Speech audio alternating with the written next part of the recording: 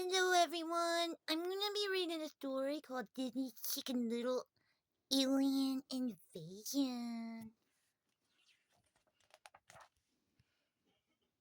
Chicken Little was tired of everyone laughing at him. It all started when something fell from the sky and hit him on the head.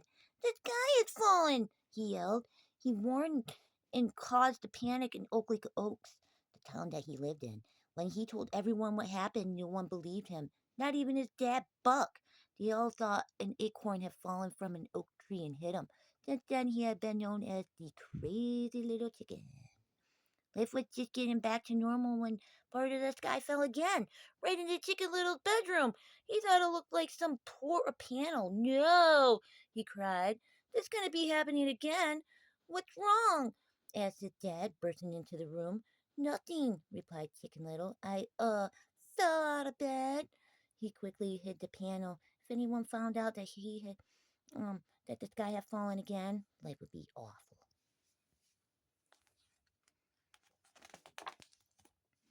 As soon as his father left, Chicken Little called his friend Abby, Runt, and Fish and begged them to come over. I'm sure there's a simple explanation, Abby said when she saw the panel. It could be a piece of weather balloon, or maybe it's part of some experimental communication satellite. I don't care what it is, Chicken Little announced. Are you going to help me get rid of it or not? While the others tried to figure out a plan, Fish climbed out the top of the panel. To everyone's surprise, it floated off the floor and zoomed out the window. Come on, cried Chicken Little. He and his pals raced outside and chased after Fish. The panel came to a stop over the baseball stadium. Suddenly, a bright light filled the sky, and spaceship appeared. Chicken Little and Runt ran for shelter, but the dugout. But Abby was too scared to move. Come on, let's get out of here, Chicken Little yelled. He grabbed Abby's arm and pulled her to safety just as the spaceship landed. Poor Fish, Runt cried. He's gone. Not yet, said Abby. He pointed to the top of the ship. There was Fish waving happily. Chicken Little, Abby, and Runt climbed aboard the spaceship to rescue Fish. Inside, it was dark and creepy.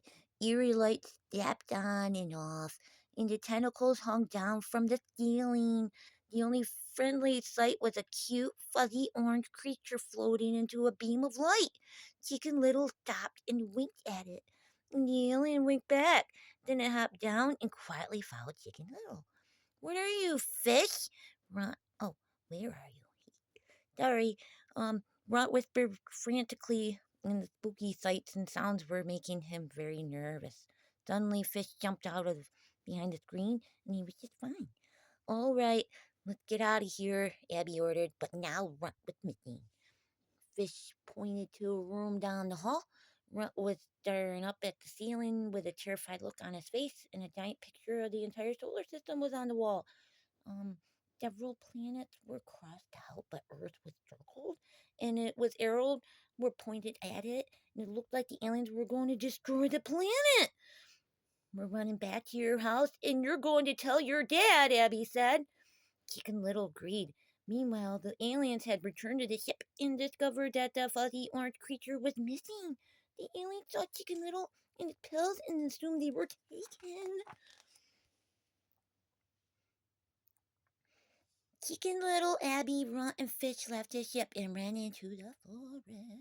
The aliens were right behind them and catching up fast. The friends accidentally tumbled down a hill into a cornfield. They crouched down among the stalks, and the aliens shined flashlights over the field. Bzzz, bzzz, bzzz. Spinning blades came out of the aliens' arms, and they began to chop down the row upon row of corn. Still trying to fight Chicken Little and his friends, the aliens were right next to him. If they wanted to live, the friends had to leave the cornfield and fast. Hurry, urged Chicken Little. As the four zigzagged through the field trying to make their escape, Abby realized there was no time to waste. We've got to ring the school bell to warn everyone, she cried. Chicken Little and the others dashed out in the field, and they knew that they didn't have much time before the aliens caught up with them. But then they reached the school and the doors were locked. Thinking quickly, Chicken Little used a fizzy bottle as Dodo to rocket himself to the bell tower. Then he grabbed the rope and pulled the bell down all his might. Ding dong! Ding dong! The aliens fled back to their ship just as the alarmed townspeople gathered at the school. Everyone thought Chicken Little had imagined the whole thing, just like he had imagined that the sky was falling. Dad, pleaded Chicken Little, I'm not making this up. You gotta believe me this time. No, son, I don't, Buck answered. Later, as the Chicken Little sat at his yard, the little orange alien that had been following him showed up. Luckily, Fish came by too. He couldn't understand the creature's language. It turned out the alien's name was Kirby, and that he had been left behind by the spaceship. Don't cry, said Chicken Little reassuringly. We'll do whatever it takes to get you back home. Just then, the sky began to rumble and crack into pieces. Rumble poured down like hail. Buck and the rest of the town ran outside to see what was the matter. They couldn't believe what they saw. A fleet of spaceships hovered over the town hall. Oakley Oaks was being invaded by aliens. Dun, dun, dun.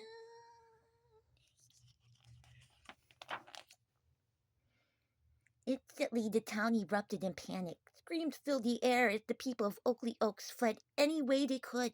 It's just a rescue mission, Chicken Little explained to his father. He Sorry, he told Buck about Kirby and asked his dad to help him reunite the little alien with his parents. Buck finally realized that Chicken Little had been telling the truth all along. Just tell me what you need me to do, he said. By now, things in Oakley Oaks had gotten even worse. Aliens were dropping out of their spaceships and vaporizing everything in their paths. Even so, Buck listened to his son's plan. All we have to do is duck and weave through traffic, Chicken Little said, and make our way through the town square while avoiding death rays from those alien robots. Then we get to the town hall, climb up to the highest point on the roof, and give the kid back to his parents. Buck agreed. He trusted his son. Ooh, these are the aliens. Spooky. Buck, Kirby, and Chicken Little drove through town quickly, moving right and left to dodge the aliens. Vaporizing rays! When they finally reached the town hall, one of the angry creatures blocked their path. Okay, son, said Buck. Now what? Just then, Runt zipped by in a fire truck and pulled them aboard.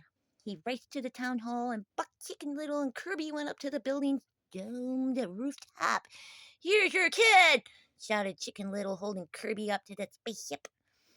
A beam of light shot down from the ship and instantly transported Buck, Kirby, and Chicken Little inside. A huge image of an angry three-eyed alien confronted them. Why did you take our child? It boomed. Buck tried to explain that it had all been a harmless misunderstanding, but the big red alien was not convinced.